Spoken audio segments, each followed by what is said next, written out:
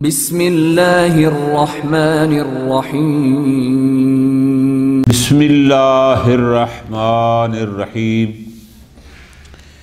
ثم انکا قد عرفت ان مناط الحجیت والاعتبار فی دلالت الالفاظ هو الظہور العرفی الاخر۔ توجہ فرمانی ہے، بالکل آسان سی باتیں ہیں، ترتیب کے ساتھ میرے ساتھ چلیں گے تو انشاءاللہ لطف آئے گا۔ آیا ظواہر حجت ہیں یا نہیں؟ شیخ اعظم رحمۃ اللہ علیہ اور مشہور کا نظریہ ہو گیا کہ ظواہر حجت ہیں مطلقہ، وہ ظواہر کتاب ہوں، وہ ظواہر اخبار ہوں، یا جتنے بھی ظواہر کلام ہیں۔ ایک نظریہ۔ نمبر دو، اخباریوں کا نظریہ، وہ تفصیل کے قائل تھے کہ ظواہر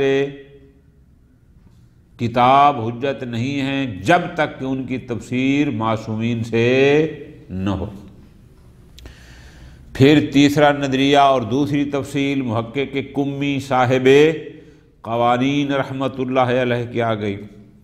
پھر تیسری تفصیل صاحب معالم کی، چوتھا نظریہ اور تیسری تفصیل ہو جائے گی نا، یعنی تفصیل کا قول یہ تیسرا بن جائے گا، لیکن وہ بھی تقریباً صاحب محقق کے ساتھ اور صاحب قوانین کے ساتھ ملتا جلتا تھا۔ آج ایک مقدمہ پہلے باندھ رہے ہیں اور اس کے بعد ایک اور تفصیل انشاءاللہ پڑھیں گے۔ مقدمہ یہ ہے کہ شیخ عالم فرماتے ہیں کہ ہم نے یہ بات جو ہم ظواہر کی حجیت کے قائل ہیں، ہمارے نزدیک ان کی حجیت میں معیار ہے ظہور عرفی، اور جس کو ہم کہتے ہیں ظہور نوعی، کہ کلام ایسی ہو کہ عام نوع انسان، عام لوگوں کے لیے وہ ہو مفید ظن ہو، اور جس کو ہم ظن نوعی کی بات کر رہے تھے۔ ظہور عرفی یعنی مراد کیا؟ وہی ظن ہے کہ کلام میں معیار ظہور عرفی ہے، کلام کی حجیت میں معیار اس کا مفید ظن نوعی ہونا ہے۔ توجہ کرنا میرے جان، ظن شخصی ہمارے لیے کوئی معیار نہیں ہے، ظن فعلی معیار نہیں ہے، ٹھیک۔ اب یہ کلام، توجہ کرنا، لطف آئے گا، بسا اوقات ایک لفظ اپنے معنی میں ظہور رکھتا ہے اور اس ظہور کا سبب اس کی وضع ہوتی ہے کہ لوگوں کو پتہ ہے کہ یہ لفظ کس معنی کے لیے وضع ہوا ہے، لہذا وہی وضع اس کی سبب بن جاتی ہے اور وہ لفظ اس معنی پر میں ظاہر ظہور رکھتا ہے۔ اور بسا اوقات سبب ظہور کیا ہوتا ہے؟ کوئی نہ کوئی قرینہ ہوتا ہے، ٹھیک ہے جی۔ مثال ہے وہی پرانی، اگر ایک بندہ خالی کہتا ہے رائے تو اسدن اور کچھ نہیں کہتا، تو جس بندے کو پتہ ہے کہ لفظ اسد حیوان مفترس کے لیے وضع کیا گیا ہے، تو وہی وضع سبب ہے کہ لفظ اسد کا ظہور حیوان مفترس میں ہوگا۔ لیکن اگر ایک شخص کہتا ہے، یوں کہتا ہے کہ رأیت اسدن فی الحمام یا رأیت اسدن یرمی، تو اب یہاں قرینہ آ گیا، تو قرینے کی وجہ سے لفظ اسد کا ظہور ہوگا کس میں؟ کہ مراد متکلم ہے رجل شجاع، نہ کہ حیوان مفترس۔ بات سمجھ آ گئی؟ خوب، اب یہ تو ہوگی بات۔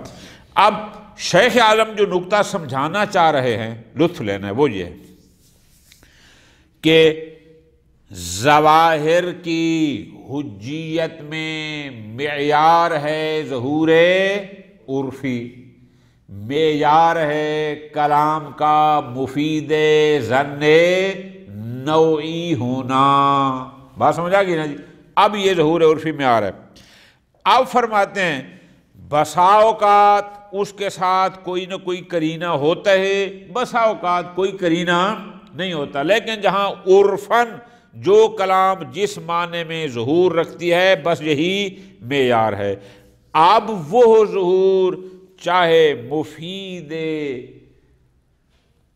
ظن مراد متکلم ہو یا نہ ہو، اور ظن فعلی شخصی، یہ معیار بھی نہیں ہے۔ اور اسی طرح فرماتے ہیں یہ معیار بھی نہیں ہے کہ اس کے خلاف کوئی اور اس کے مقابل میں ظن معتبر ہے یا نہیں ہے، یہ معیار بھی ہمارے نزدیک نہیں ہے۔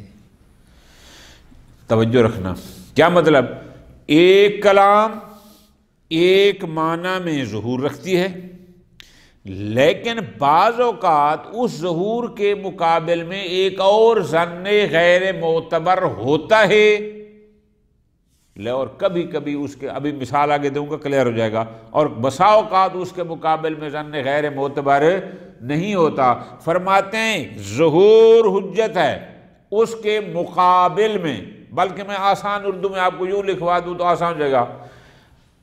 ہم یہ کہتے ہیں کہ ظواہر حجت ہیں، چاہے ان کے مقابلے میں کوئی ظن غیر معتبر ہو چاہے نہ ہو، یا یوں کہہ دیں کہ ہمارے نزدیک ظواہر حجت ہیں، چاہے ان کے مقابلے میں کوئی امارہ غیر معتبرہ ہو چاہے نہ ہو، ظواہر حجت ہیں۔ نکتہ سمجھ آ گیا جی؟ اچھا، یہاں پر در حقیقت ایک اشتباہ ہے، اس اشتباہ کو دور کرنے کے لیے شیخ اعظم رحمۃ اللہ علیہ نے یہ مقدمتاً 3-4 سطریں بیان فرمائی ہیں کہ ہم ظواہر کی حجیت کے کس انداز میں قائل ہیں۔ غور فرمانا وہ یہ ہے کہ جناب ہم بعض اوقات دیکھتے ہیں کہ ایک روایت صحیحہ، لطف لینے آگا، ایک روایت صحیحہ ایک حکم میں ظہور رکھتی ہے، ٹھیک ہو گیا، لیکن اس کے مقابل میں شہرت فتویہ موجود ہے، وہ کچھ اور کہتی ہے۔ ایک سطر ہو گئی۔ دوسری سطر یہ لکھیں، حالانکہ یہ شہرت امارات غیر معتبرہ میں سے ہے، معتبرہ میں سے نہیں ہے۔ یہ دو ہو گئے۔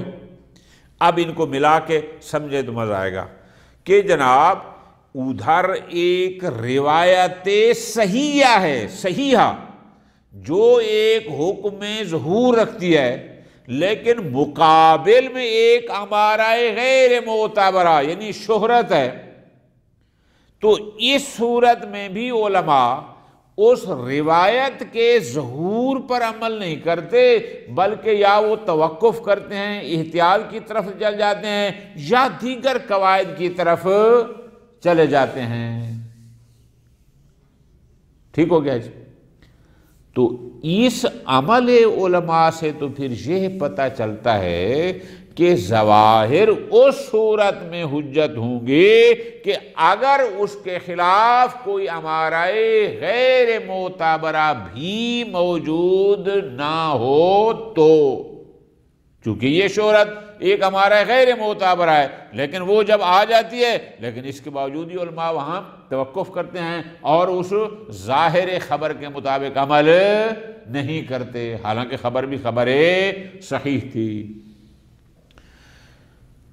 توجہ، شیخ اعظم رحمۃ اللہ علیہ فرماتے ہیں نا، آپ اس میں تھوڑا سا بات کو سمجھنے میں کہ علماء کیوں توقف کرتے ہیں، اس بات کو سمجھیں، ذرا مزہ لینا ہے۔ کیسے؟ جو بھی حدیث آتی ہے اس حدیث میں دو باتیں مد نظر ہوتی ہیں، معیار دو چیزیں ہوتی ہیں، توجہ رکھنا۔ کون سی؟ پہلی بات یہ ہوتی ہے، اس کو کہتے ہیں جہت الصدور، کہ آیا یہ روایت امام علیہ السلام سے صادر بھی ہوئی یا نہ ہوئی، یہ ایک ہے۔ اور دوسری ہوتی ہے جہت الدلالہ، کہ اس روایت کی دلالت کس چیز پر ہے، کس حکم پر ہے۔ سمجھ آ گئی بات کی؟ خوب، اب ہم نے یہ دیکھنا ہے، ذرا لطف لینا ہے، کیا کہ جب شہرت، اگرچہ شہرت ہمارا غیر معتبرہ ہے تو آیا یہ شہرت دلالت خبر کو لیے رکاوٹ بن رہی ہے، جہت الدلالہ کے لیے رکاوٹ بن رہی ہے، یا یہ شہرت جہت الصدور کے لیے رکاوٹ بن رہی ہے؟ ٹھیک ہو گیا جی؟ اب بڑے تحمل سے آرام سے اس کو لکھ لیں اور سمجھیں۔ شیخ اعظم فرماتے ہیں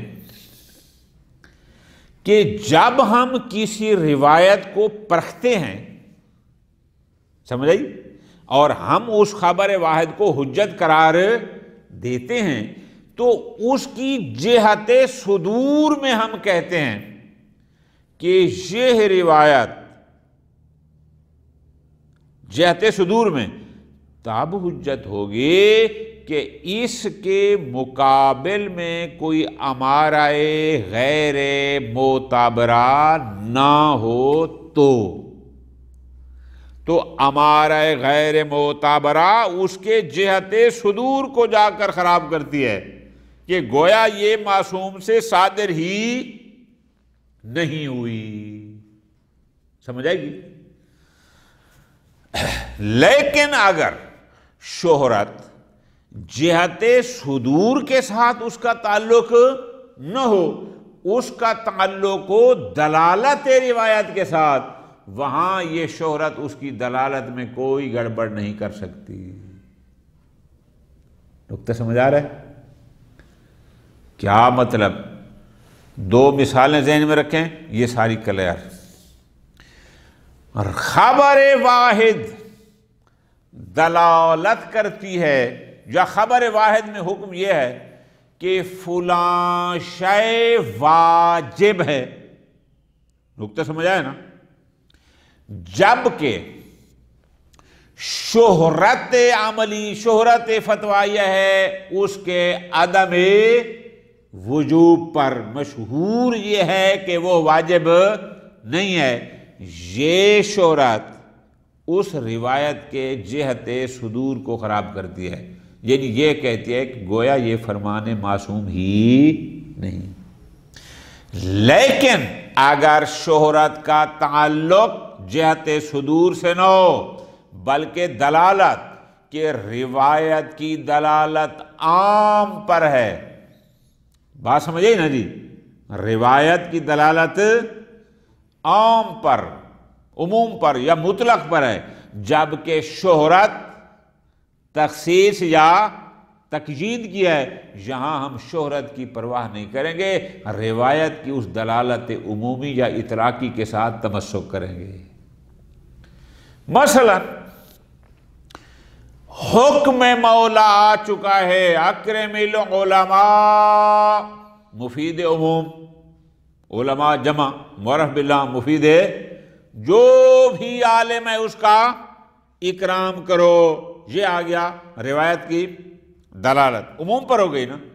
لیکن ہم شہرت کو دیکھتے ہیں کہ مشہور کیا ہے کہ یہ لوگ نحویوں کی عزت کرتے ہی نہیں ہیں یا فلسفیوں کی عزت کرتے ہی، تو اب ایسی تخصیص جب روایت کے عموم کے مقابل ہوگی، ہم ایسی شہرت کی پرواہ نہیں کریں گے، ہم اسی روایت کی دلالت کو لیں گے۔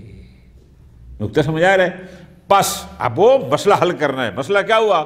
وہ جو آپ کو سمجھ آ رہا تھا کہ ایک روایت صحیح کے مقابل میں شہرت آ جائے اس کے خلاف تو علماء وہاں پر توقف کر جاتے ہیں، تو بھائی وہ اس لیے نہیں کرتے کہ روایت کے ظاہر کو تب حجت مانتے ہیں کہ اگر کوئی ہمارا غیر معتبرہ مقابلے میں نہ ہو تو، بلکہ وہاں گڑبڑ اور ہے کہ وہاں شہرت اس کی جہت صدور کو مخدوش کر رہی ہوتی ہے، وہاں پر وہ شہرت کو میں اہمیت دیتے ہیں اور توقف کے قائل ہوتے ہیں۔ گویا وہ کہتے ہیں کہ یہ روایت اثراً صادر عن المعصوم بھی نہیں ہے، تو وہ اس بنیاد پر، لیکن اگر جہت صدور سے اس شہرت کا تعلق نہ ہو تو پھر اس کی کوئی اہمیت نہیں۔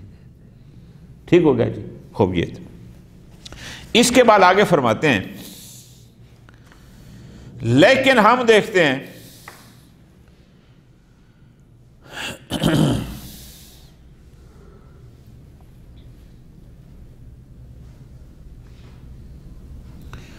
صاحب اشارات، کتاب کا نام ہے الاشارات اور مصنف کا نام ہے محقق کلباسی رحمۃ اللہ علیہ، ایک تفصیل انہوں نے بھی بیان کی ہے، ذرا غور کرنا۔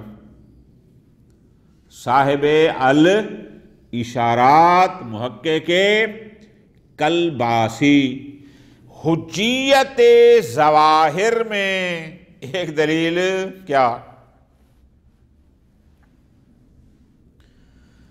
کہ اگر ظواہر کے خلاف کوئی ایسی دلیل، یعنی کوئی ایسی ہو، یعنی یا اور آسان پیرا میں اس کو داروں، وہ کہتے ہیں کہ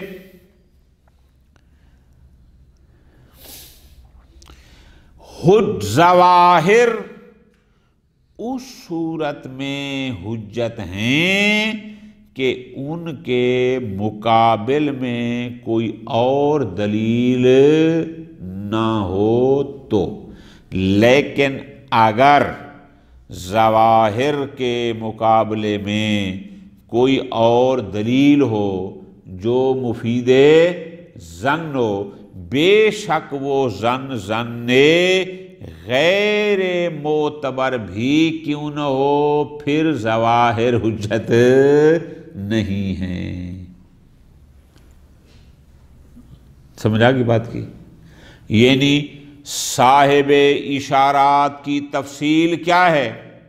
وہ حجیت ظواہر کے مطلقاً قائل نہیں ہیں، وہ فرماتے ہیں اگر ان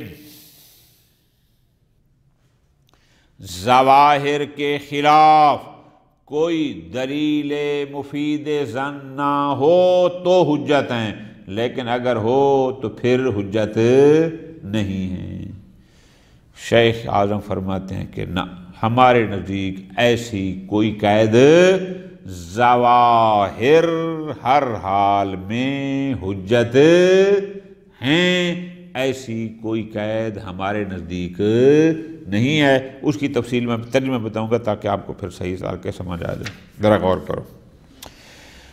فرماتے ہیں ثم انک قد عرفت، اب ہم نے کیا کہا؟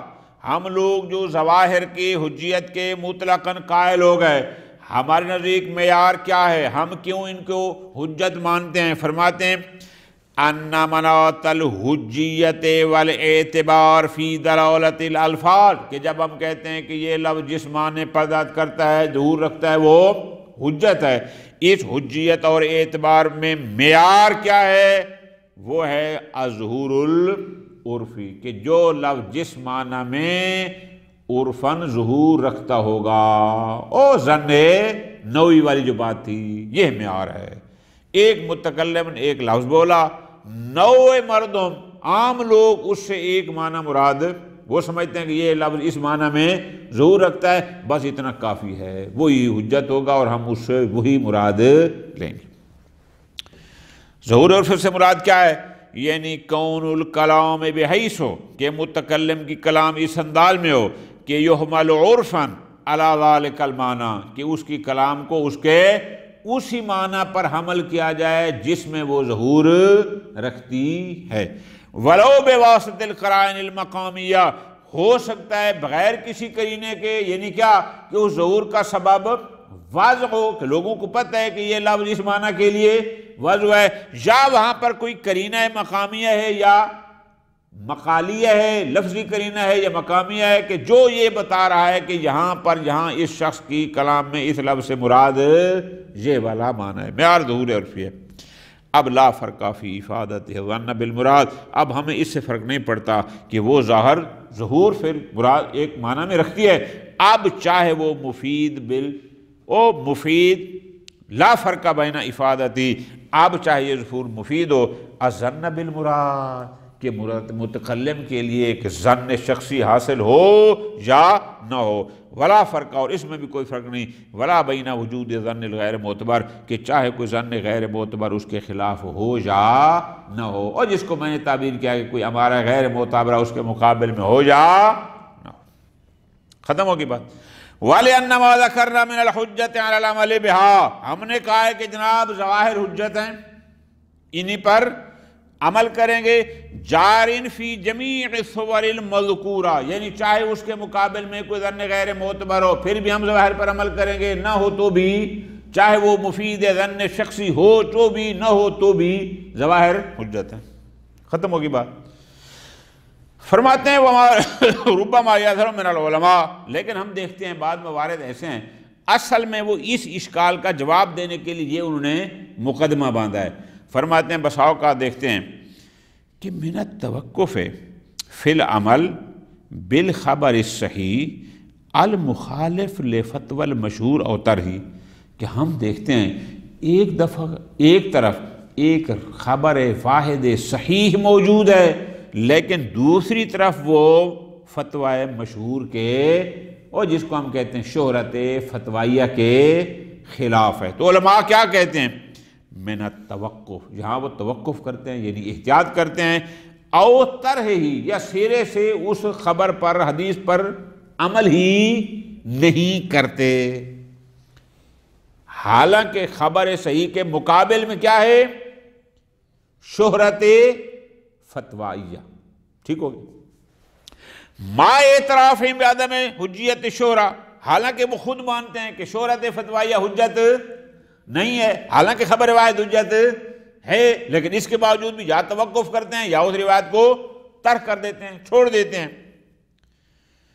اب ذرا توجہ، اب یہ نہ سمجھنا کہ ظواہر تب حجت ہوتے ہیں کہ اگر ان کے مقابلے میں کوئی ظن غیر معتبر نہ ہو تو، نہ یہ وجہ تو پھر کیا وجہ ہے کہ وہ اس روایت کو یا ترک کر دیتے ہیں یا وہاں پر وہ توقف کرتے ہیں؟ اس کی وجہ فرماتے ہیں فَلَيْسَ مِنْ جِهَةِ مُزَاحَمَةِ الشُّهْرَةِ لِدَلَالَةِ الْخَبَرِ الصَّحِيحِ، یہ توقف یا ترک اس لیے نہیں کہ شہرت فتوائیہ اس روایت صحیحہ کی دلالت کے مزاحم ہے۔ بہت آسان میری جان، میں نے آپ کو پہلے جو سمجھایا ہے اس کو آپ لکھیں گے تو لطف آئے گا۔ ہر روایت میں دو جہتیں ہیں، ایک ہوتی ہے جہت الصدور کہ یہ معصوم سے صادر ہوئی یا نہ ہوئی، ایک ہوتی ہے جہت الدلالہ کہ اس کی دلالت کس پر ہے، لطف لینا ہے۔ فرماتے ہیں علماء کا توقف کرنا یا ترک کرنا لیسا من جہت مزاحمت شہرت لدلالت الخبر الصحیح، وہ اس لیے نہیں کہ یہ شہرت فتوائیہ روایت کی دلالت کے مزاحم ہے۔ سمجھ آئی نا کہ روایت کی دلالت عام پر تھے اور شہرت خاص کی ہے، روایت کی دلالت جو ہے وہ اطلاق پر تھے اور شہرت تقیید کی ہے، نہ اس وجہ سے نہیں۔ تو پھر کس وجہ سے علماء توقف کرتے ہیں یا اس روایت کو لیتے ہی نہیں ہیں؟ جواب فرماتے ہیں بل من جہت مزاحمتہا للخبر من حیث الصدور، بلکہ وہ شہرت فتوائیہ در حقیقت اس روایت کی جہت صدور کے مزاحم بنتی ہے، نہ کہ جہت دلالت کے، صدور من المعصوم کے۔ کیوں؟ فرماتے ہیں اس لیے، پوری توجہ، کیوں؟ اس لیے بنان علی ان ما دل من الدلیل علی حجیت الخبر، پوری توجہ، یعنی وہ ادلہ جو خبر واحد کی حجیت پر دلالت کرتی ہیں، سمجھ آئی نا جی؟ من حیث سند، کہ آپ اس کی سند کے حوالے سے بھی اس کو صحیح سمجھیں، لا یشمل المخالف المشہور، وہ کہتے ہیں جو روایت مخالف مشہور ہو وہ ہو من حیث سند حجت نہیں۔ یہ لفظی ترجمہ ہو گیا نا میری جان، آپ برائی ترجمہ کیا کریں گے؟ یہ لیے علماء کہتے ہیں کہ شہرت اگر روایت کے مخالف ہو تو تب من جہت صدور، من جہت سند، اس صورت میں وہ خبر واحد حجت ہوگی کہ اگر شہرت اس کے خلاف نہ ہو تو۔ بات سمجھ آ گئی جی؟ اگر شہرت اس کے خلاف آ گئی سند کے لحاظ سے پھر وہ خبر حجت ہی نہیں ہے، تو اس لیے وہاں توقف یا ترک کرتے ہیں۔ آپ دیکھتے ہیں لا یتعملون فی العمل بظواہر الکتاب والسنت المتواترہ اذا رہا شہرہ، لیکن اگر روایت کی ظاہر کتاب یا سنت متواترہ کہ اس کا ظاہر کوئی ہے او دلالت کے لحاظ سے، لیکن شہرت اس کے معارض ہو، مقابل میں ہو، تو اس میں کوئی پرواہ نہیں کرتے، تو پس توجہ کرنی ہے۔ نتیجہ یہ ہے کہ شہرت من جہتی دلالت کے معارض اور مزاحم نہیں ہو سکتی، ہاں من جہت صدور کے مزاحم اور معارض ہو سکتی ہے۔ اب توجہ کرنا ہوگا، اب یہاں میں نے گزارش کیا کی، بلکہ اگلا جملے پڑھ لیں، کیا مثال بعد میں دوبارہ آپ کو گزارش کرتا ہوں۔ پس فَالتَّأَمُّلُ فِي الْخَبَرِ الْمُخَالِفِ لِلْمَشْهُورِ، پس علماء کا کسی بھی ایسی خبر صحیح میں تأمل کرنا جو فتویٰ مشہور کے خلاف ہو، انما ہوا وہ اس وقت تأمل اور توقف کرتے ہیں، احتیاط کرتے ہیں، اذا خالفت الشہرۃ نفس الخبر، کہ اگر شہرت خود حدیث کے مخالف ہو، اس کے صدور کے مزاحم اور مخالف ہو، نہ کہ اس کے عموم اور اطلاق کے۔ فلا يتعملون فی عمومہ اذا کانت الشہرۃ تخصیص، لہذا اگر روایت کی دلالت عموم پر تھی اور شہرت تخصیص پر ہے تو اس میں علماء کوئی توقف نہیں کرتے۔ مثالیں سمجھو میری جان کہ شہرت خود خبر کے مخالف کیسے ہو؟ روایت صحیحہ کہتی ہے کہ فلاں شے واجب ہے، جبکہ شہرت فتویہ یہ ہے کہ واجب نہیں ہے، تو اب یہ شہرت خود حدیث، نفس حدیث، جہت صدور کو خراب کر رہی ہے۔ نکتہ سمجھ آئی نا؟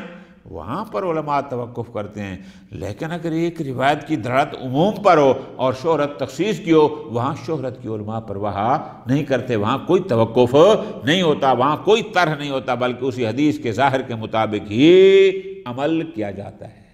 ٹھیک ہو گیا جی؟ یہ شبہ ختم ہو گیا۔